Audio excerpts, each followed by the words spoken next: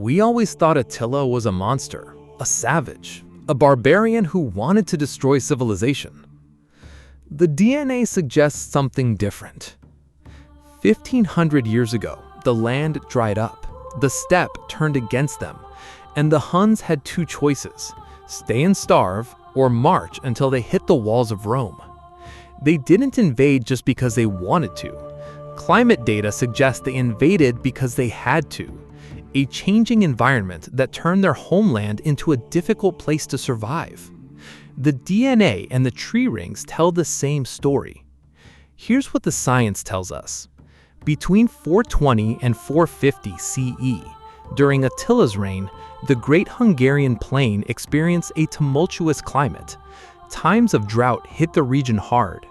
Tree rings from the Czech Republic and Bavaria reveal a series of very dry summers during this exact period. For the nomadic Huns, this was catastrophic. Their entire way of life depended on horses, on grazing land, on movement. When the grass died, the horses died. When the horses died, the people died. So what did they do? They moved, not because they were cowards, because they were survivors. The DNA of Hunnic burials in the Carpathian Basin tells a story of adaptation. Scientists have found signs of a rapid shift in diet, proof that they were adapting to a landscape where farming was no longer reliable.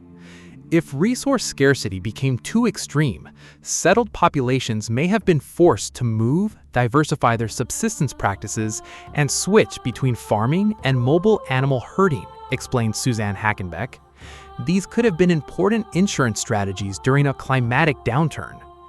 These weren't simply conquerors. They may have also been people responding to environmental crisis. Researchers analyzed 370 genomes across 800 years of history, from Mongolia to the Carpathian Basin.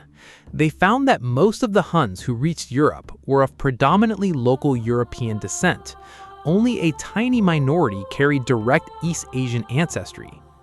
The Mongol horde was mostly a patchwork of local populations. But here's the part that should stop you cold. Some of them were direct descendants of the Xiongnu elite. Long shared genomic tracks provided compelling evidence of genetic lineages directly connecting some of the highest Xiongnu period elite with 5th to 6th century Carpathian Basin individuals, the same families who built the first nomadic empire of Mongolia 300 years earlier. They had crossed 5,000 kilometers over 3 centuries through the coldest period in recent history, and they survived. The Xiongnu Empire collapsed around 100 CE. Its elites scattered. Some stayed, some were pushed out, some found new opportunities, and eventually some moved west. It would have been a perilous endeavor. It's a calculated risk to move, especially through someone else's territory. You're going to lose humans and you're going to lose livestock. It's an amazing feat to have made it across. But here's the part that rewrites history. The Huns who reached Europe were survivors of a changing world. Between 420 and 450 CE, during Attila's reign, drought would have forced Hun communities to switch back and forth between farming in a fixed spot and herding animals to lusher pastures. Times of drought may have made mobility their best survival strategy. The Romans had everything: food, shelter, stability. The Huns had uncertainty, and uncertainty is one of the most dangerous things in the world. They didn't conquer Rome just because they were stronger. The climate and the DNA together suggest a people pushed by environmental stress and pulled by the wealth of the Roman world. But here's the thing that really gets me about this story. We've been taught to see the Huns as savages, as barbarians, as mindless destroyers who swept out of the east and burned everything in their path. The DNA says they were just people. People who were struggling, people who were adapting to a changing world, people who did what any of us would do when the land can no longer feed you. They moved, and they changed the world because of it. Centuries-old tree rings from today's Czech Republic and southeastern Bavaria suggest drought may have driven Attila the Hun's invasion of the Roman Empire. Climate change didn't just happen to the Huns, it's happening to us. What will we do when our world turns against us? The Huns had two choices: stay and struggle, or march. They marched, they survived, They changed the world. Think about that for a second. They didn't have scientists, they didn't have weather forecasts, they didn't have governments to bail them out. They just had their eyes, their instincts, and their horses, and somehow they made a decision that would echo through history. The Roman Empire had everything: walls, armies, grain silos, a bureaucracy that could feed millions, and they still couldn't stop a group of hungry people who had nothing to lose. That's the thing about empires. They think they're permanent. They think their walls will protect them. They think their wealth will save them. But when the world changes, when the land stops producing, when the food runs out, when the people start moving, walls don't matter. Armies don't matter. Wealth doesn't matter. What matters is adaptability.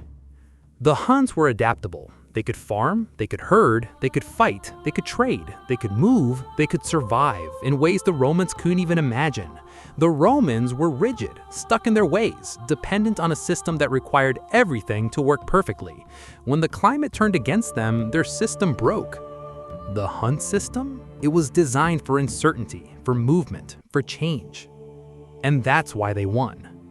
But here's what nobody tells you about that victory. It wasn't glorious, it wasn't heroic, it was desperate. They didn't march on Rome because they wanted glory, they marched because the alternative was watching their children starve. Imagine that for a second. Imagine standing on a frozen steppe, looking at your family, knowing that if you stay, you all die, and if you leave, maybe some of you make it. Maybe. That's not a choice, that's a lottery, and they played it. The Huns didn't win because they were stronger. They won because they had nothing to lose, and nothing is the most dangerous thing in the world. Today, we're watching the same pattern play out. Droughts, fires, floods, crops failing, people moving. The same desperate calculus that the Huns faced, stay or leave, is happening right now all over the world. What do you think happens when millions of people have nothing to lose? Walls won't stop them. Armies won't stop them. Wealth won't stop them. What stops them is something else, and we haven't figured out what that is yet. The Huns are gone, but their story isn't. It's written in tree rings and ancient DNA and the bones of people who made impossible choices, and it's still unfolding, right now, in places where the land is drying up, where the water's running out, where the horses are starving in places that once fed empires. We like to think we're different from them, more advanced, more civilized, smarter. But the DNA says we're the same people, carrying the same fears, facing the same choices. The Huns had two choices: stay and struggle or march. So do we. So the next time someone tells you the Huns were savage barbarians who destroyed civilization, tell them about the land drying up, the horses starving, the people adapting. Tell them about the survivors of a changing climate.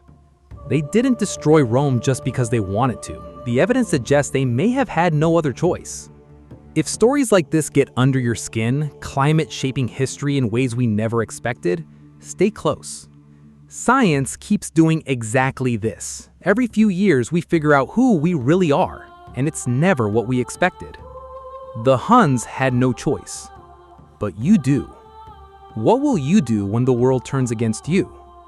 The Huns left us a warning, not a lesson. They didn't choose their fate, they just survived it. But we can choose ours, if we're willing to adapt. The question is, are we? Because the climate isn't waiting, the land is already changing, the water is already disappearing, the horses are already starving in places that once fed empires. And the walls we've built won't save us. Only adaptability will. The Huns knew that. They just didn't have a choice. We do. But only if we're willing to face the truth. Are we?